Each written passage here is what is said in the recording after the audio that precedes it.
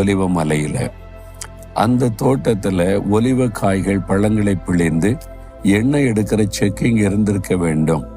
அதனால கெத்செமனே தோட்டம் என்று அழைக்கப்பட்டது.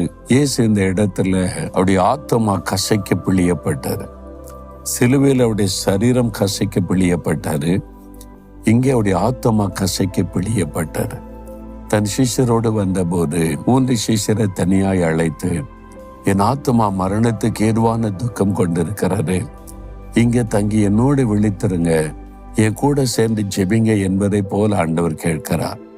1 மணி நேரமாவது என்னோடு விழித்திருக்க கூடாதா என்று ஆண்டவர் கேட்கிறார்.